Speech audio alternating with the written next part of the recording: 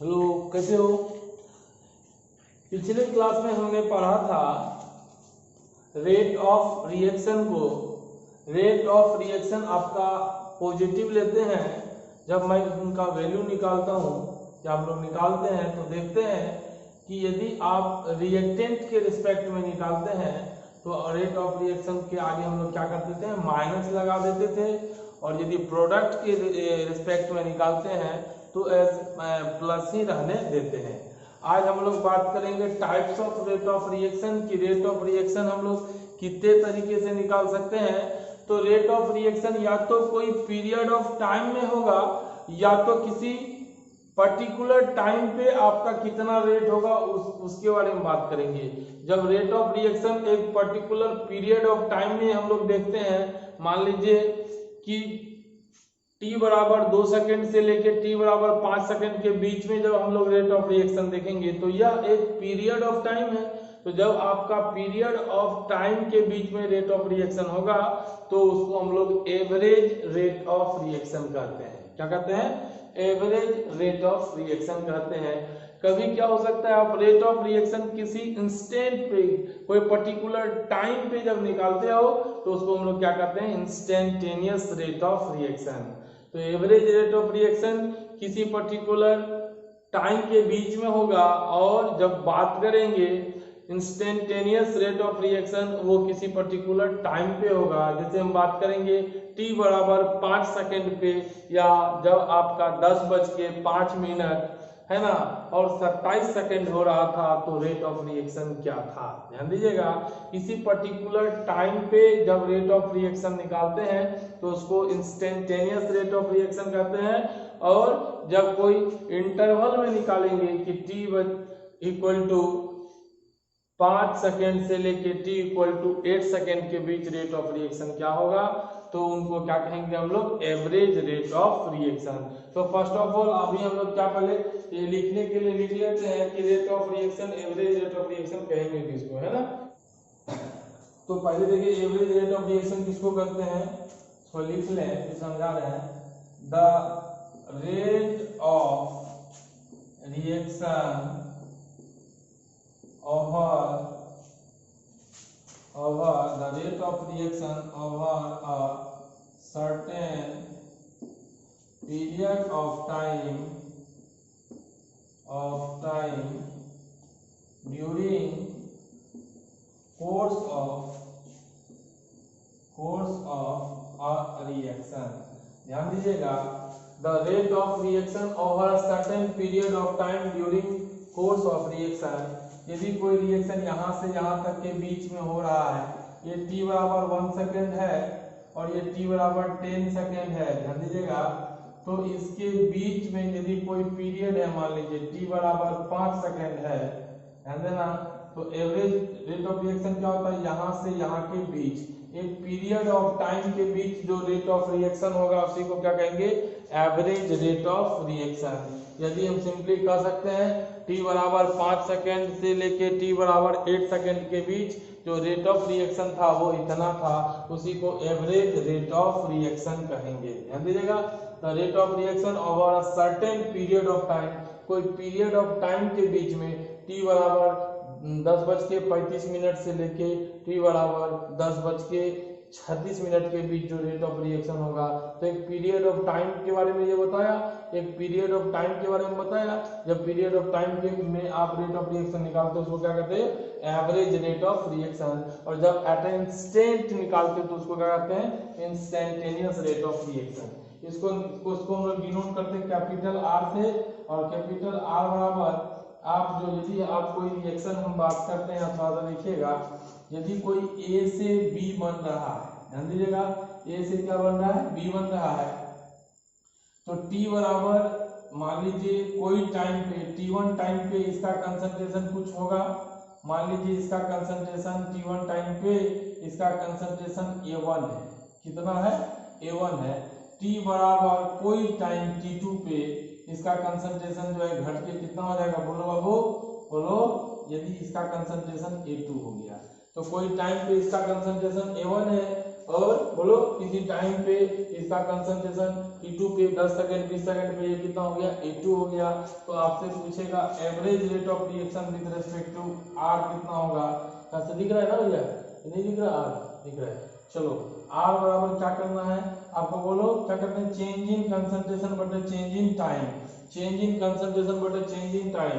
तो कंसंट्रेशन में चेंज क्या होगा, दिस इज फाइनल कंसंट्रेशन, ये फाइनल कंसंट्रेशन है, ये इनिशियल है।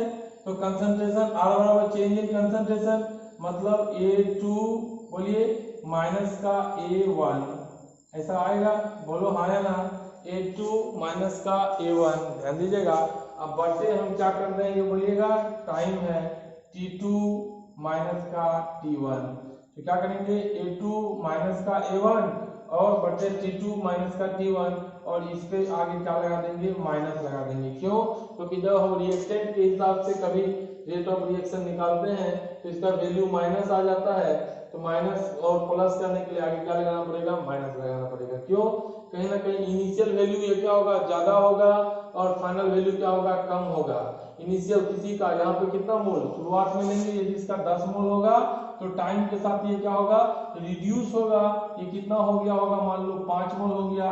तो आप किस में माइनस कर रहे हो, बोलो 5 में से 10 को माइनस कर रहे हो, तो ये वैल्यू क्या आ गया, निगेटिव आ गया। और निगेटिव आप कभी रेट ऑफ रिएक्शन नहीं लेते हो, इसलिए आप आगे में क्या लगा दोगे, माइनस लगा दोगे। या सिंपली यहाँ पे भी कर सकते हैं, सपोज यदि हम लोग प्रोडक्ट के हिसाब से, इसको उतार लीजिएगा, यदि प्रोडक्ट के हिसाब से, ये किसके हिसाब से रेट ऑफ रिएक्शन है, बोलो रिएक्टेंट के हिसाब से, यदि हम प्रोडक्ट के हिसाब से कर लें और शुरुआत में इसका कितना हो जाएगा, बोलो 0 यदि होगा, और यहाँ पे हम लोग क्या कर दिए बोलिएगा, प्रोडक्ट का यहाँ हम लोग B1 कर दिए। तो यदि प्रोडक्ट के हिसाब से हमको निकालना होगा, चाहे सी को आप पहले इसी को है ना देख लीजिएगा, तो R बराबर क्या हो जाएगा, बोलो प्रोडक्ट के हिसाब से, this is initial and this is final. तो शुरुआत में ये कितना है, इनिशियल 0 है, तो फाइनल माइनस का इनिशियल होता है, तो ये वाला B1 बोलिए और माइनस का क्या हो जाएगा 0, अब बटे क्या हो जाएगा बोलिएगा T2 माइनस का T1, और ये वाला फाइनल ज्यादा होगा। क्यों, क्योंकि शुरुआत में इसका कंसंट्रेशन कितना था, 0 जाता है, प्रोडक्ट अचानक बनता तो नहीं है, कुछ टाइम के बाद बनता है, तो शुरुआत में इसका कंसंट्रेशन कितना होगा, 0 होगा, और T टाइम के बाद ये बढ़ गया होगा। तो आपका कभी भी फाइनल माइनस का इनिशियल कीजिएगा तो B1 माइनस का 0, तो R बराबर आपका आ गया, बोलिए B बटे, ध्यान दीजिएगा T2 माइनस T1 है ना, ये देखो T2 माइनस का T1। अब आप रिएक्टेंट दोनों को लिख लीजिए, आप रिएक्टेंट के चलते लिखिए कि प्रोडक्ट के चलते लिखिए। जब रिएक्टेंट के चलते लिखिएगा, दिस इज A2 माइनस का A1, A2 माइनस का A1, इसका मतलब change in concentration of delta, बोले इंटरवल में लेते हैं delta A, change in concentration of A, ये डेल्टा मतलब चेंज होता है, A2 minus A1 that is change किसके कंसंट्रेशन में, A का, बट्टे क्या कीजिएगा डेल्टा T, ध्यान दीजिएगा, और यही आगे में क्या लग जाएगा बोलिएगा, माइनस लग जाइएगा, है ना। तो ध्यान दीजिए ये आपका रेट ऑफ रिएक्शन होगा। और क्या हो सकता है, इसके हिसाब से भी लिख सकते हैं, बोलिए R बराबर क्या हो सकता है, बोलो change in concentration of product, product क्या है बोलो डेल्टा P या डेल्टा B, अब बट्टे क्या कर लीजिएगा डेल्टा T। तो ये आपका रेट ऑफ रिएक्शन हुआ। फिर समझिएगा किसी इंटरवल ऑफ टाइम में जब रेट ऑफ रिएक्शन निकालते हैं, ध्यान दीजिएगा किसी इंटरवल ऑफ टाइम में रेट ऑफ रिएक्शन निकालते हैं तो उसको एवरेज रेट ऑफ रिएक्शन कहते हैं। सर पहचानेंगे कैसे, बोलेगा 3:32 5 सेकंड में रेट ऑफ रिएक्शन इतना था, 3 बज के कंसंट्रेशन इतना था, 3:32 8 सेकंड में कंसंट्रेशन इतना है, तो बताइए रेट ऑफ रिएक्शन कितना होगा। तो टाइम का चेंज आपको पता है, कंसंट्रेशन का भी चेंज पता है, और चूंकि यह जो हम निकाले 5 सेकंड और 8 second, this is a time period, और जब किसी टाइम पीरियड में रेट ऑफ रिएक्शन निकालते हैं तो उसको एवरेज रेट ऑफ रिएक्शन कहते हैं। क्या कहते हैं, एवरेज रेट ऑफ रिएक्शन। उसी को यहाँ पर हम लोग लिख दिए समझने के लिए, A से B है, शुरुआत में रिएक्टेंट ही रहता है तो इसका कंसंट्रेशन हम A1 लिए, और प्रोडक्ट कितना होता है 0 ही होता है लगभग केस में। मान लो ये रिएक्टेंट धीरे धीरे कम होता होगा तो ये कहाँ पहुंच गया, A2 में पहुंच गया घट करके, और ये कितना हो गया, मान लो B1 हो गया, है ना, या B कर लो, कुछ भी कर लो, कोई अपना मन है। हम शुरुआत में इसका 10 मोल, इसका 5 मोल हम कहने के लिए बोले। इसका देख रहे हैं, इसका ए का कितना मोल दिखा रहे हैं बोलो, 10 मोल। ये कितना दिख रहे हैं, 5। तो हम क्या देख रहे हैं, रिएक्टेंट क्या होगा, समय के साथ घटेगा और प्रोडक्ट समय के साथ बढ़ेगा, क्योंकि शुरुआत में इसका 0 मोल, बाद में कितना होगा, बी हुआ, कुछ हुआ। तो आपको क्या निकालना है, rate of reaction. Rate of reaction क्या होता है, यहाँ लिख देता हूँ। रेट ऑफ रिएक्शन होता है आपका चेंज इन कंसंट्रेशन, बोलिएगा चेंज इन कंसंट्रेशन अब बटे चेंज इन टाइम, बोलिए चेंज इन टाइम, यही ना है आपका। तो कंसंट्रेशन पहले कितना था, A1 था, बाद में कितना हुआ, A2 हो गया। तो इसके कंसंट्रेशन में चेंज कितना हुआ, तो वो A2 माइनस का A1, A2 माइनस का A1, बट टाइम में चेंज कितना हुआ, T2 माइनस का T1, T2 माइनस का T1। मगर चूंकि ये वाला वैल्यू छोटा आएगा हमेशा, रिएक्टेंट के केस में ये वाला वैल्यू, यदि ये 10 होगा तो ये घटेगा ना, ये 5 होगा, छोटा आएगा, तो छोटा माइनस का बड़ा, हमेशा इसका वैल्यू क्या आ जाएगा, नेगेटिव। और चूंकि रेट ऑफ रिएक्शन नेगेटिव नहीं होता है, इसलिए आगे में माइनस लगा देंगे। अब जब हम रेट ऑफ रिएक्शन प्रोडक्ट के हिसाब से निकालेंगे, बी के हिसाब से, तो शुरुआत में इसका कंसंट्रेशन कितना था, 0 था, और कुछ टाइम के बाद ये कितना हो गया, T2 टाइम के बाद B1 हो गया।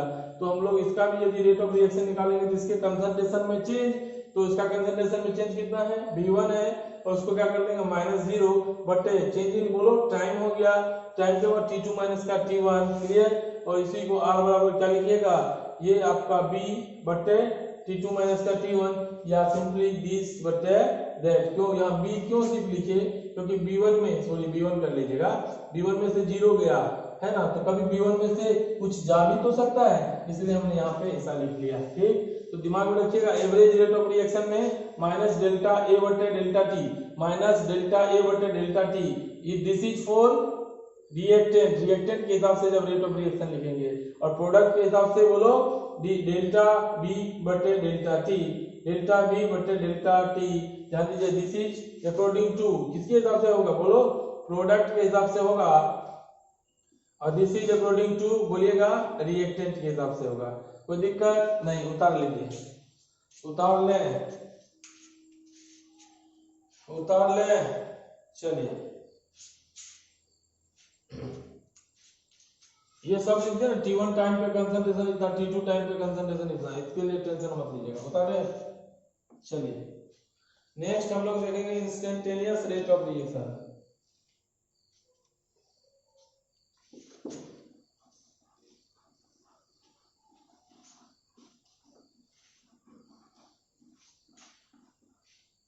तो अगला इंस्टेंटेनियस रेट ऑफ रिएक्शन देखिएगा,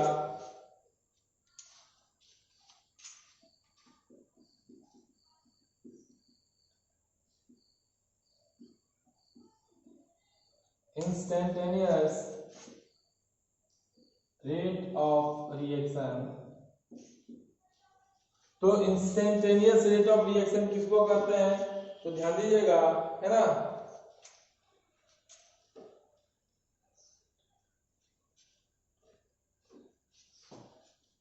ठीक है, चलिए ठीक है, तो आप ध्यान दीजिएगा, है ना। इसको कहेंगे the rate of reaction, the rate of reaction at a particular instant, at a particular instant during course of a reaction। ध्यान दीजिएगा, the rate of reaction at a particular instant, किसी पर्टिकुलर इंस्टेंट में rate of reaction क्या है, उसी को हम लोग क्या कहेंगे, average rate of reaction. Suppose मान लीजिए ये कोई आपका टाइम है, ध्यान देना, दिस इज T बराबर 1 second, this is 2 second, this is 3 second, 4 second, 5 second. अब किसी पर्टिकुलर इंस्टेंट पे ध्यान दीजिएगा, हम जब रेट ऑफ रिएक्शन देखेंगे, किसी पर्टिकुलर इंस्टेंट पे जब हम रेट ऑफ रिएक्शन देखेंगे, ध्यान दीजिएगा, किसी पर्टिकुलर इंस्टेंट पे जब हम रेट ऑफ रिएक्शन देखेंगे तो उसको क्या कहेंगे, इंस्टेंटेनियस।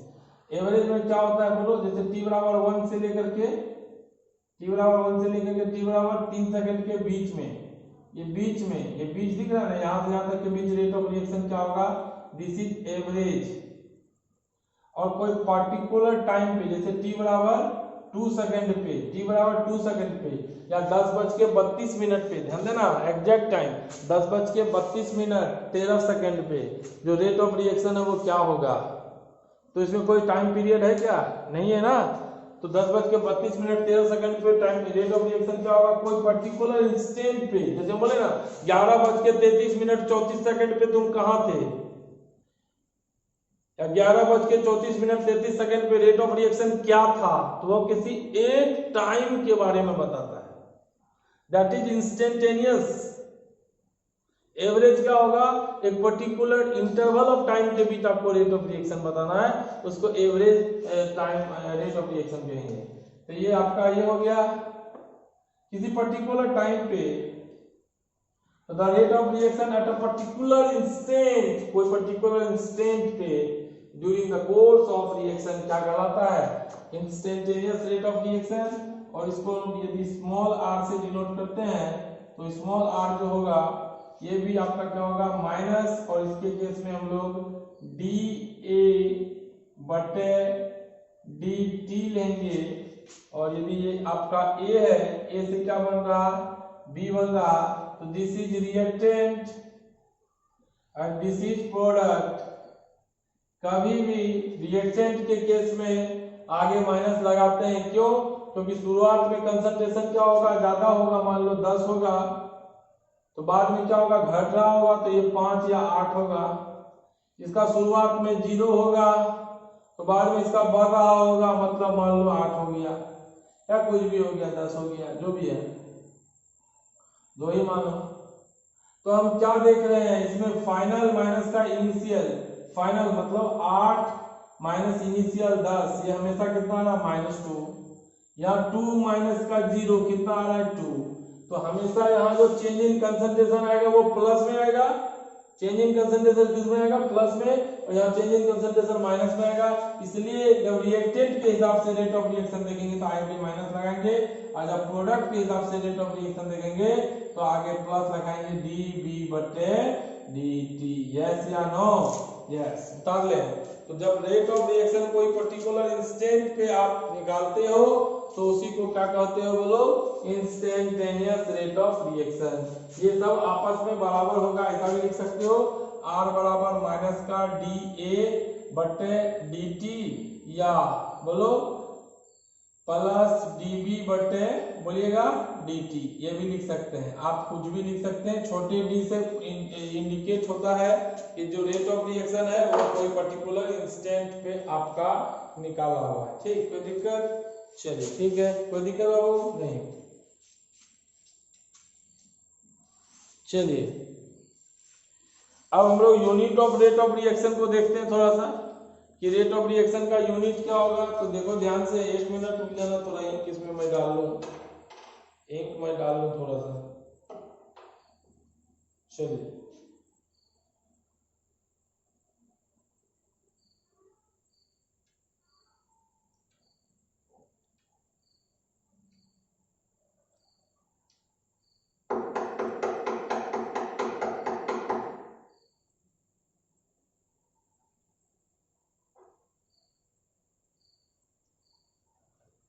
चलिए ये आपका हो गया। अब देखो ध्यान से, unit of rate of reaction की रेट ऑफ रिएक्शन कितने तरह का, दो, एक या तो पर्टिकुलर इंस्टेंट में हो सकता है, या तो बोलो कोई एवरेज टाइम के बीच में, कोई दो टाइम इंटरवल के बीच में होगा।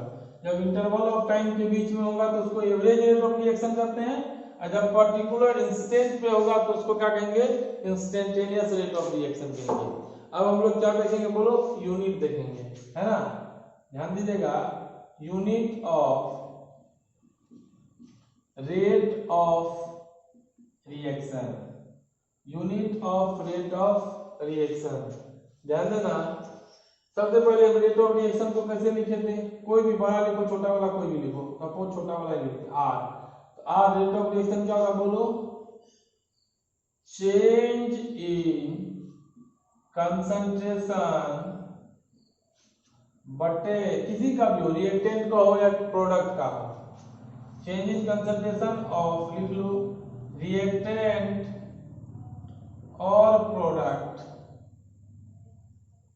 बटे टाइम टेकन, इसमें जो टाइम लगेगा टाइम टेकन, तो हमारा क्या पता चला, आर आपका चेंज इन कंसंट्रेशन हुआ, चेंज इन कंसंट्रेशन लिख सकते हैं ना, चेंज इन कंसंट्रेशन बटे क्या टाइम। एक चीज बताइएगा, चेंज इन कंसंट्रेशन का चेंज कंसंट्रेशन आएगा और टाइम का चेंज टाइम आएगा, और कंसंट्रेशन का मतलब क्या होता है देखिएगा, बताइएगा। कंसंट्रेशन का मतलब होता है मोल पर लीटर, कंसंट्रेशन का मतलब क्या होता है बोलो, मोल पर लीटर, और नीचे टाइम का मतलब टाइम। तो जब यूनिट इसका देखिएगा, पलट दीजिए, मोल पर लीटर इंटू 1 बटे टाइम कर दे, यहां से क्या आ जाएगा बोलिएगा, मोल, दिख रहा भाई, नहीं दिख रहा, इधर आ जाओ, मोल, लीटर ऊपर जाएगा तो लीटर इनवर्स, और ये टाइम इनवर्स कर दो, टाइम इनवर्स। मैं टाइम इनवर्स इसीलिए लिख दिया यहाँ पे, दिख रहा है ना, कभी मीटर मिनट रहेगा तो मिनट इनवर्स कर लेना, सेकंड होगा तो सेकंड इनवर्स कर लेना, इसलिए मैंने उसको टाइम इनवर्स लिख दिया। कोई दिक्कत हो वो? चलिए नहीं, चलिए ठीक है। अब बात करते हैं हम लोग रेट ऑफ अपीयरेंस और रेट ऑफ डिसअपीयरेंस के बारे में, ठीक। तो मैंने क्या बोला, मोल, लीटर इनवर्स, टाइम इनवर्स। तो मोल, लीटर इनवर्स, सेकंड इनवर्स भी हो सकता है, मिनट इनवर्स भी हो सकता है, आवर इनवर्स भी हो सकता है। तो कोई दिक्कत? अभी तक दो चीज पढ़े, एवरेज रेट ऑफ रिएक्शन किसी इंटरवल ऑफ टाइम में होता है, इंस्टेंटेनियस रेट ऑफ रिएक्शन किसी पर्टिकुलर टाइम पे होता है। दोनों चीज पे ध्यान दीजिएगा। नेक्स्ट हम लोग कुछ अपीयरेंस और डिसअपीयरेंस के बारे में पढ़ लेते हैं। तो यदि हमारा कोई रिएक्शन है ए, थोड़ा समझिएगा, प्लस बी प्लस सी से कुछ बन रहा है D plus E plus F, हमने ऐसा लिखा, ए प्लस बी प्लस सी आपस में मिलके क्या बना रहा है, डी ई एफ। तो इधर वाले पोर्शन को हम लोग क्या कहते थे बोलिएगा, दिस इज रिएक्टेंट, और इधर वाले पोर्शन को हम लोग क्या कहते हैं बोलिए, दिस इज प्रोडक्ट। ध्यान दीजिएगा, this is reactant, A plus B plus C, this is reactant, and D E F, this is product. आप क्या जानते हो, किसी रिएक्शन में रिएक्टेंट ए हो, बी हो या सी हो, हमेशा घटता है।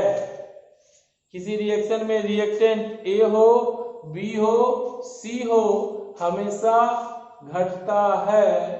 डी हो, ई हो, एफ हो, समय के साथ बढ़ता है। तो ए बी सी हमेशा घटेगा और डी ई एफ टाइम के साथ बढ़ेगा।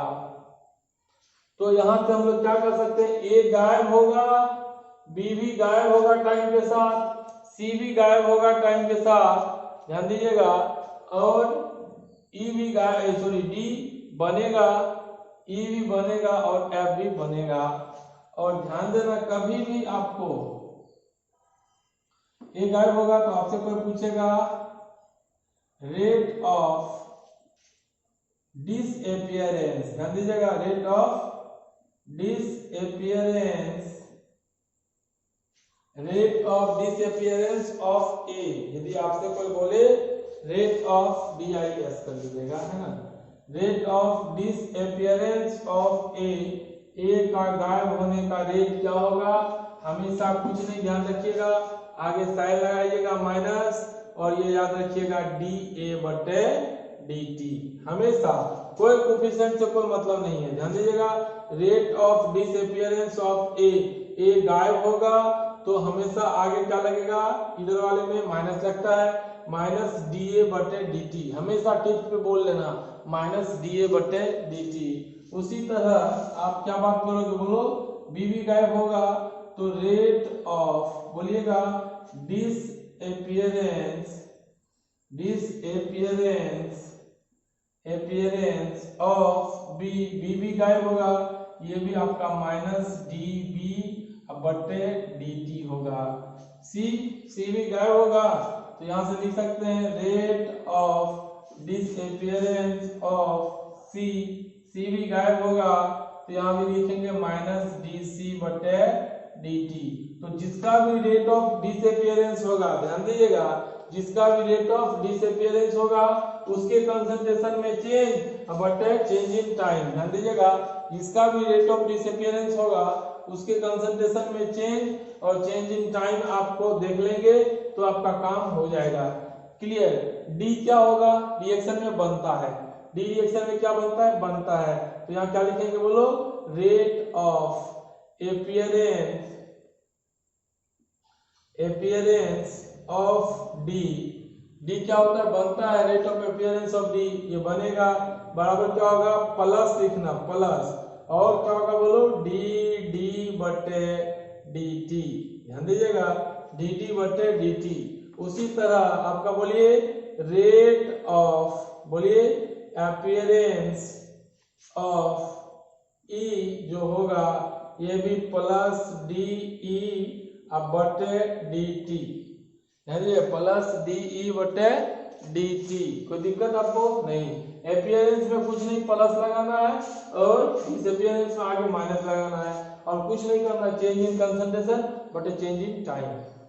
तो ए का गायब होना माइनस डी ए बटे डी टी, बी का गायब होना माइनस डी बी बटे डी टी, सी का गायब होना माइनस डी सी बटे डी टी, डी का बनना प्लस डी डी बटे डी टी, ई का बनना प्लस डी ई बटे डी टी, एफ का बनना, ध्यान दीजिएगा, बोलो रेट ऑफ अपीयरेंस ऑफ क्या एफ, क्या बोलो, प्लस डी एफ बटे डी टी, ध्यान दीजिएगा।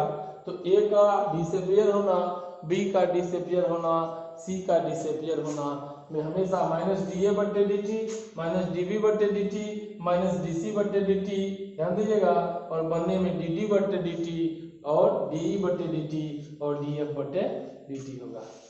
कोई दिक्कत बिल्कुल नहीं। चलिए कहां से दिक्कत होगा, तो याद रखिएगा कभी भी अपीयरेंस डिसअपीयरेंस में कुछ नहीं करना, आगे माइनस लगाइएगा, कभी भी पूछिए, अभी क्वेश्चन करेंगे हम लोग, समझ में आ जाएगा सर और क्या, सब बताएंगे, टेंशन मत लेना।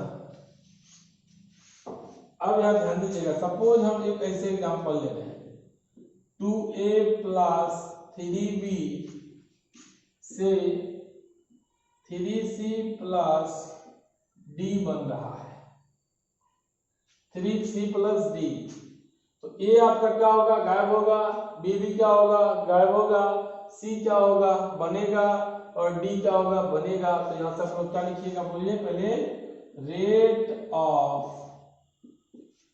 डिसअपीयरेंस, बोलिए ऑफ ए, तो रेट ऑफ डिसअपीयरेंस ऑफ ए बराबर का बोलो माइनस डी ए बटे डी टी। कोई बच्चा बोला इस 2 का कौन रोल है, तो इस 2 का कोई रोल नहीं है रेट ऑफ डिसअपीयरेंस में। हमेशा रेट ऑफ डिसअपीयरेंस का मतलब माइनस आगे लगाइएगा और डी ए बटे डी टी, 2 से कोई लेना देना नहीं है, 3 रहता, 4 रहता, 5 रहता, कोई मतलब नहीं, अपने को पता होना चाहिए रेट ऑफ डिसअपीयरेंस ऑफ ए का डिसअपीयर मतलब माइनस डी ए बटे डी टी, बी का डिसअपीयर माइनस डी बी बटे डी टी, सी का डिसअपीयर माइनस डी सी बटे डी टी, जेड का डिसअपीयर माइनस डी जेड बटे डी टी, एम का डिसअपीयर माइनस डी एम बटे डी टी, ध्यान दीजिएगा। क्लियर। उसी तरह आपका ये 2 से कोई लेना देना नहीं, मैं बार बार बताता हूँ, 2 का यूज है रेट ऑफ रिएक्शन में, ध्यान दीजिएगा। रेट ऑफ ये भी क्या होगा, डिसअपीयर होगा, डिसअपीयरेंस ऑफ बी, ये भी आपका डिसअपीयर होगा, तो माइनस डी बी बटे क्या लिखिएगा, डी टी। और बोलिए सी क्या होगा, बनेगा दिस इज अपीयरेंस। कभी भी रिएक्टेंट खत्म होता है, रिएक्शन के दौरान प्रोडक्ट बनता है, बचपन से जानते हैं। रेट ऑफ, बोलिए अपीयरेंस ऑफ सी क्या हो जाएगा बोलो, प्लस डी सी बटे डी टी, यहाँ पे भी कोई कोफिशिएंट से लेना देना नहीं है। अपीयरेंस डिसअपीयरेंस में कोई कोफिशिएंट से लेना देना नहीं होता है। नेक्स्ट बोलिएगा रेट ऑफ, बोलिए एबीडीबी अपीयर होगा, अपीयरेंस ऑफ क्या डी, ये आपका क्या हो जाएगा बोलो प्लस डी डी बटे डी टी। तो ध्यान दीजिएगा कभी भी डिसअपीयर हो या अपीयर हो कोफिशिएंट से कोई लेना देना नहीं होता है। अब कोई बच्चा बोलेगा क्या सर, मगर एक चीज ध्यान में रखिएगा रेट ऑफ रिएक्शन जो होगा कभी पूछे तो इससे लेना देना है, दिख रहा है नीचे तो देख लीजिएगा। मगर जब इस रिएक्शन का रेट पूछे, रेट ऑफ रिएक्शन पूछे जिसको हम लोग किससे डिनोट करते हैं आर से, यदि हम लोग को आर पूछे रेट ऑफ रिएक्शन पूछे इसका तो ये हमेशा बराबर कर दीजिएगा, क्या हो जाएगा बोलो माइनस डी ए बटे डी टी बराबर माइनस डी बी बटे डी टी बराबर प्लस डी सी बटे डी टी बराबर बोलिएगा प्लस डी डी बटे डी टी। तो रेट ऑफ रिएक्शन ये ध्यान में रख लीजिएगा, ये आपका होगा क्लियर, ये नहीं होगा काट लीजिएगा। क्या होगा रेट ऑफ रिएक्शन जब किसी भी रिएक्शन का पूछे तो R बराबर माइनस डी ए बटे डी टी कर लिए, माइनस डी बी बटे डी टी कर लिए, माइनस डी सी बटे प्लस डी सी बटे डी टी कर लिए, प्लस डी डी बटे डी टी कर लिए। गलत किए, रेट ऑफ रिएक्शन तब आपस में बराबर होगा जब इसका कोफिशिएंट से भागा दीजिएगा। कोफिशिएंट कितना है 2 है ना, तो जब 2 डी टी कीजिएगा तब होगा। यहाँ कब होगा बोलो बराबर 3, और यहाँ बोलिएगा 3 और यहाँ कुछ नहीं है। तो ध्यान दीजिएगा जब अपीयरेंस डिसअपीयरेंस बोलेगा इसका मतलब माइनस डी ए बटे D t, disappearance of B मतलब माइनस डी बी बटे D t, appearance of C मतलब डी सी बटे D t, appearance of D बराबर डी डी बटे डी टी। मगर जब आपको रेट ऑफ रिएक्शन पूछेगा, ध्यान दीजिएगा जब रेट ऑफ रिएक्शन पूछेगा आर, रेट ऑफ रिएक्शन पूछेगा आर, तब आप कुछ नहीं कीजिएगा माइनस डी ए बटे D T minus D B बटे D T plus D C बटे D T plus D D बटे डी टी, ये सब आपस में बराबर होगा। कब होगा जब इसके कोफिशिएंट से भागा दे दीजिएगा तब। इसका कोफिशिएंट कितना है 2, इसका 3, इसका 3 और इसका कुछ नहीं तो 1, कोई दिक्कत नहीं। तो रेट ऑफ रिएक्शन तब आपस में बराबर होगा जब कोफिशिएंट से भागा दे देते हैं तब। अब इसके बेसिस पे हम क्वेश्चंस करवाते हैं आपको, है ना, देखिएगा ठीक रखो रे, उतार लें। इसी क्वेश्चन में देखिएगा हम आपको 2-3 चीज पूछ लेंगे। इसी क्वेश्चन में देखिएगा हम आपको दे रहे हैं इफ, है ना, क्वेश्चन है इफ रेट ऑफ, बोलो डिसअपीयरेंस ऑफ बी इज, बोलो 5 यूनिट में होगा mole litre inverse second inverse, ठीक कर लीजिएगा, ठीक कोई दिक्कत। If rate of disappearance of B is 5 unit कर लो, mole litre inverse second inverse ऐसा लिख दिए। देन फाइंड बी का डिसअपीयरेंस दिया है, बोलो फाइंड डिसअपीयरेंस ऑफ ए का डिसअपीयरेंस निकालने के लिए बोला, appearance of C and D and also rate of reaction. तो आपको इंफॉर्मेशन किसके बारे में दिया, बी का डिसअपीयरेंस दिया और आपसे पूछ रहा है ए का डिसअपीयरेंस बताइए, सी का अपीयरेंस बताइए, डी का अपीयरेंस बताइए और इस रिएक्शन का रेट ऑफ रिएक्शन बताइए। सिंपल, कोई दिक्कत नहीं है। आप देखिएगा कुछ नहीं कीजिएगा, हम क्या लिखेंगे आर बराबर, अभी कोफिशिएंट को भूल जाइए, पता है रेट ऑफ रिएक्शन आपस में कब बराबर होगा, आर बराबर माइनस डी ए बटे, ये गायब होता है तो माइनस माइनस लगेगा, माइनस डी ए बटे डी टी बराबर बोलो माइनस डी बी बटे डी टी बराबर क्या होगा बोलो प्लस डी सी बटे डी टी बराबर प्लस डी डी बटे डी टी। दिल से बताइएगा क्या ये आपस में बराबर होगा क्या? ये आपस में बराबर होगा क्या? बिल्कुल नहीं होगा। कब बराबर होगा? जब कोफिशिएंट से भागा दीजिएगा तो यहाँ 2 यहाँ 3 यहाँ 3 वहां कुछ नहीं। अब क्वेश्चन जो जो पूछा उसको करते चलिए। इंफॉर्मेशन जिसके बारे में दिया है उसी बारे में काम कीजिएगा। बोला हाँ। हमको किसके बारे में दिया बोलो? Rate of disappearance of B दिया हुआ है। क्या दिया क्वेश्चन में बोलो? Given rate of disappearance of B, लिखिएगा rate of disappearance of B कितना दिया? 5। Given rate of disappearance of B, B का गायब होना क्या होता है बोलो? माइनस डीबी बटे dt। मैं बार बार बोलता हूँ कोफिशिएंट नहीं देंगे। जब भी रेट ऑफ डिसअपीयरेंस बोले, जब भी रेट ऑफ डिसअपीयरेंस बोले कोफिशिएंट नहीं होगा, क्या होगा बोलो? माइनस डीबी बटे dt, माइनस डीबी बटे dt। और इसका वैल्यू कितना दिया? 5 दिया। क्यों? ये दिया है रेट ऑफ डिसअपीयरेंस। क्या दिया? Rate of disappearance of B. Rate of disappearance of B दिया तो माइनस डीबी बटे dt। इसका वैल्यू कितना लिखिए? 5 लिखिएगा, 5 लिखिएगा। कोई दिक्कत? क्लियर? इधर दिख रहा है क्या भैया? ये दिख रहा है? यहाँ तक दिख रहा है? चलो ठीक है। अब देखो ये आपका दिया हुआ है। अब आपसे पूछा क्या? सबसे पहला चीज क्या पूछा बोलिए? फाइंड डिसअपीयरेंस ऑफ ए। ये दिख रहा है?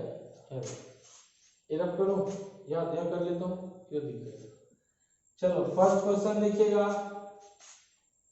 फर्स्ट डिसअपीयरेंस ऑफ क्या निकालने वाला? ए। एक चीज बताइएगा, बी का इंफॉर्मेशन दिया हुआ है, ए निकालने बोला, तो ये आपस में दोनों बराबर कर सकते हैं? ये दोनों आपस में बराबर कर सकते हैं? बिल्कुल कर सकते हैं। तो हमसे क्या पूछा? माइनस डी ए बटे 2 डी टी बराबर, इसका इंफॉर्मेशन दिया है माइनस डीबी बटे बोलिएगा 3 डी टी। अब क्वेश्चन में आपको दिया क्या है बोलो? Rate of disappearance of B minus dB बटे डी टी दिया है। डिसअपीयरेंस का मतलब कोई कोफिशिएंट नहीं होता है, माइनस डीबी बटे डी टी होता है। तो आपको इसका वैल्यू दे दिया, इसका वैल्यू दिया है माइनस डीबी बटे डी टी का दे दिया। अब आपको निकालने के लिए क्या बोला? Rate of disappearance of A. तो ए का डिसअपीयरेंस क्या होता है बोलो? माइनस डी ए बटे D T, minus D A बटे डी टी। ध्यान दीजिएगा, यहां से मैं इधर बना देता हूं।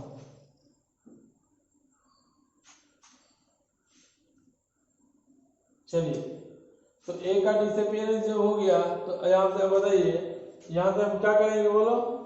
क्या बोल रहे हैं नहीं बनाने के लिए? रफ कर देते हैं। ऊपर कर दो रफ, ऊपर क्वेश्चन उतार लीजिएगा ताकि अच्छे से बन सके। चलिए, आप इसे डेटा लिखिए, हम ऊपर बना देते हैं। ठीक, तो यहां से देखिएगा,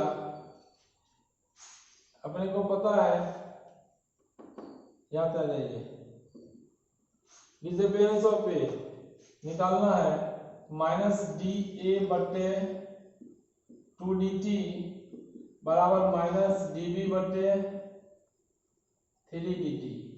क्वेश्चन में दिया है rate of disappearance of B, मतलब rate of disappearance of B का मतलब माइनस डी बी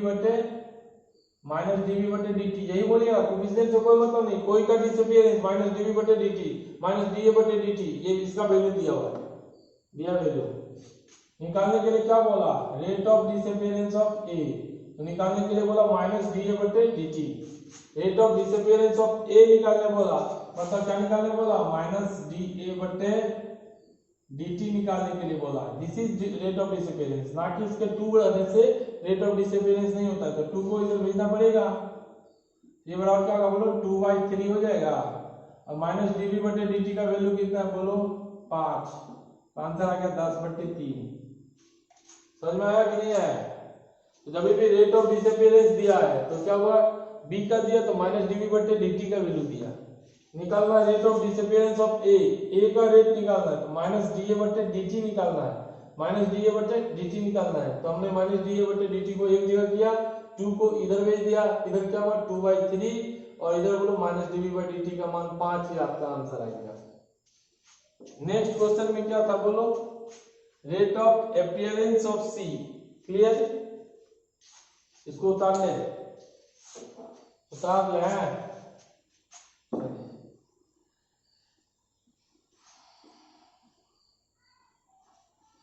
10/3 आ गया। अब अगला क्या है बोलिएगा, रेट ऑफ अपीयरेंस ऑफ सी,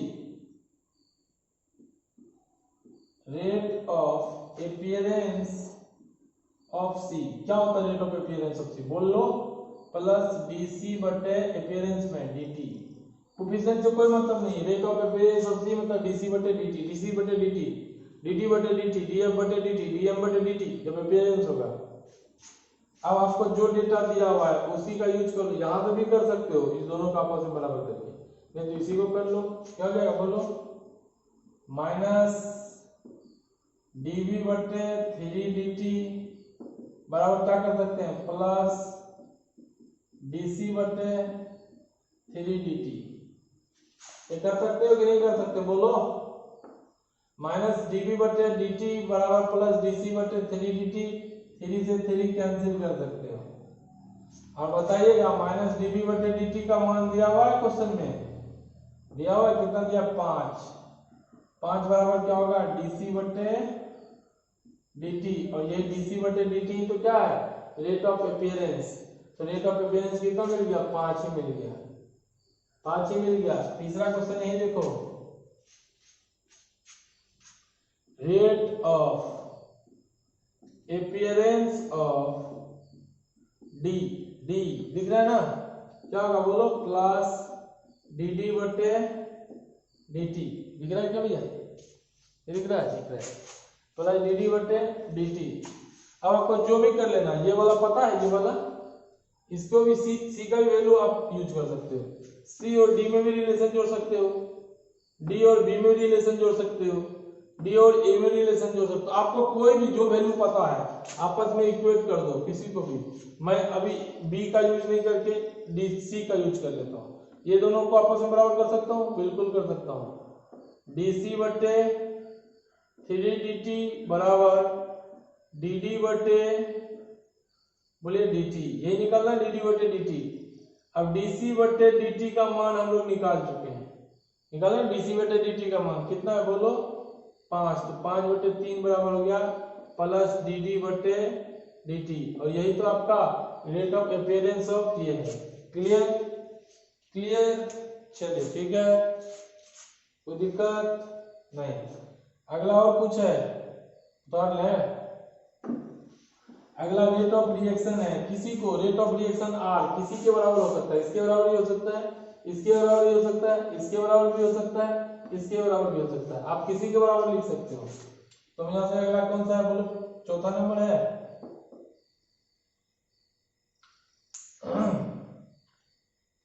अगला चौथा नंबर है क्या बोलो, rate of reaction. Rate of reaction क्या होता है बोलो, आर होता है, आर किसी के बराबर कर सकते हो, आर बराबर इतना भी कर सकते हो, आर बराबर ये भी कर सकते हो, आर बराबर ये भी कर सकते हो, आर बराबर वो भी कर सकते हो, कुछ भी कर सकते हो, जो करना है कर लो। क्या करो, आर को इसके साथ बराबर कर दो, कर लो कर लो, सबसे एक ही आएगा। तो आर बराबर माइनस का डीवी बटे 3 dt, ये ना होता है, आर निकालना है, माइनस का डीवी बटे dt का मान कितना दिया है देखो, कितना दिया है 5, आर बराबर 5/3 आया कि नहीं आया, तो ये ना आया, बोला नहीं सर इसके साथ इसका जोड़ करके देखेंगे, देख लीजिएगा दोनों से कहीं से देखिएगा आपका आर वही आएगा। तो मैं आर को इसके बराबर भी कर सकता हूं, और आर बराबर क्या कर सकते हैं प्लस dd बटे dt, तो आर बराबर हमारा dd बटे dt कितना आया था, जो भी वैल्यू आया होगा यही आया होगा 5/3, तो यही आप कर लीजिएगा, कोई दिक्कत नहीं। तो ध्यान दीजिएगा इस चीज कि जो रेट ऑफ रिएक्शन देख ले, इसको उतार ले, एक क्वेश्चन दे रहा हूं मैं, थोड़ा सा सजेशन कर दूंगा, आप घर पे जाके बना लीजिएगा, जितने भी क्वेश्चन होंगे उसको कर लेंगे, कोई दिक्कत नहीं है। देखिएगा ध्यान से, सारा rate of reaction, appearance, disappearance के रिगार्डिंग जितने क्वेश्चंस होंगे उसको आप कर सकते हैं। क्वेश्चन है आपका फॉर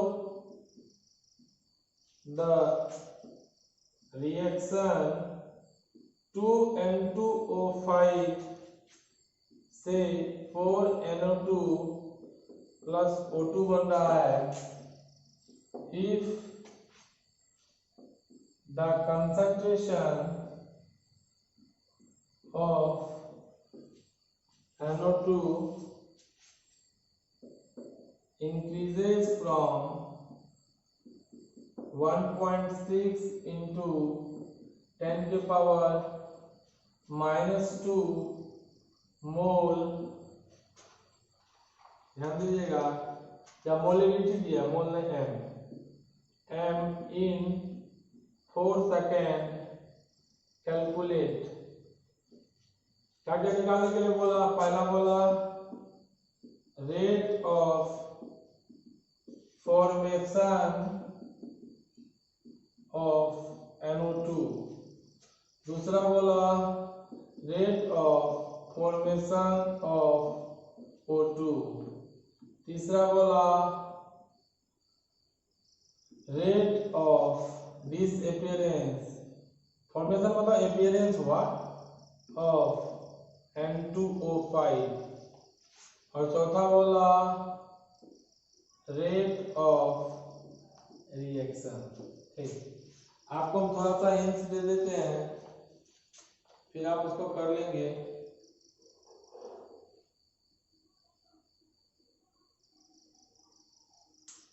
ठीक, ध्यान दीजिएगा।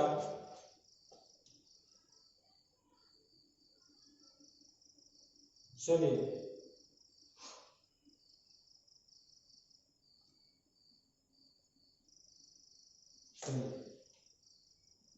यहाँ से ध्यान दीजिएगा।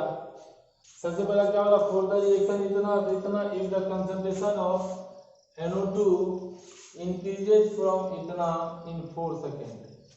तो आपको क्या बोला, किसके बारे में बोला, NO2 के बारे में। तो आप लोग क्या लिख सकते हो, पहले बोलो माइनस की प्लस DNO2 बटे DT, ध्यान दीजिएगा।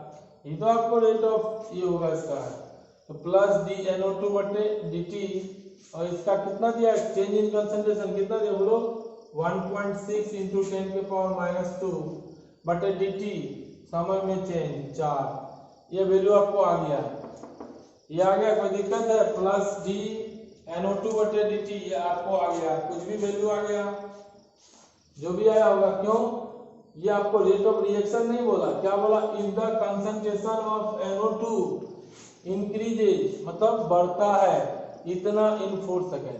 तो इसके कंसंट्रेशन में क्या चेंज होता है, तो change in concentration of NO2 बटे चेंज इन टाइम। तो कंसंट्रेशन में कितना चेंज होता है, 1.6 इंटू 10 के पावर -2 बटे 4, या इसी को क्या कहेंगे बोलो, rate of appearance of NO2 कह सकते हैं। क्लियर, तो अब कुछ नहीं करना है आपको, इसी फॉर्मूला में बोलिए R बराबर क्या लिखिएगा, -DN2O5 बटे 2DT बराबर बोलिएगा -DNO2 बटे 4DT बराबर क्या लिखिएगा, प्लस DO2 बटे DT। आपको इसके बारे में इंफॉर्मेशन दिया था, क्या दिया था, DNO2 बटे DT। रेट ऑफ रिएक्शन नहीं बोला जो आप 4 से भागा दीजिएगा, ये आपको क्या बोला, इसके कंसंट्रेशन में चेंज हुआ। तो इसके कंसंट्रेशन में चेंज क्या होता है, DNO2 होता है, चेंज इन कंसंट्रेशन होता है DNO2 बटे DT, चेंज इन टाइम कितना, 4 सेकेंड। ये आपको ये आ गया। अब आपको कुछ नहीं करना है, वैल्यू निकालना है। क्या निकालना, पहले बोलो rate of formation of NO2 का फॉर्मेशन, ये तो निकल गया, रेट ऑफ अपीयरेंस या फॉर्मेशन हो गया, क्लियर, ये हो गया। अगला क्या, rate of formation of O2। तो ये देखो, ध्यान दीजिए, ये आपस में इसको क्या कर सकते हैं, बराबर कर सकते हैं। तो यहाँ पे यदि आपको निकलेगा दूसरा नंबर क्वेश्चन, ये पहला का सॉल्यूशन हो गया।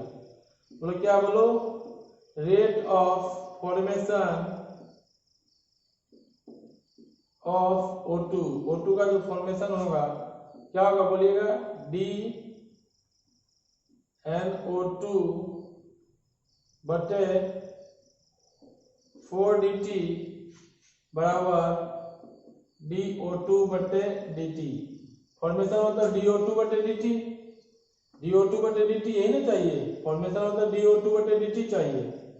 ये क्या होता है बोलो, 1/4 टाइम्स इंटू क्या है, DNO2 बटे dt, ठीक है ना, DNO2 बटे dt 1/4 गुना 1.6 इंटू 10⁻⁻2 बटे 4, ये कर लियो आंसर आ जाएगा। उसी तरह rate of disappearance of N2O5, तो N2O5 को किसके बराबर कर लीजिएगा, इसके बराबर कर लीजिएगा। और आपको वैल्यू किसका दिया हुआ है, कितना का वैल्यू पड़ा है, तो इतना को इतना बराबर कर लीजिएगा। निकालना किसको है, पूरा नहीं निकालना है, इतना को निकालना है।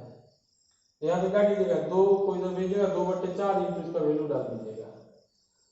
बोलो ये कर लीजिएगा।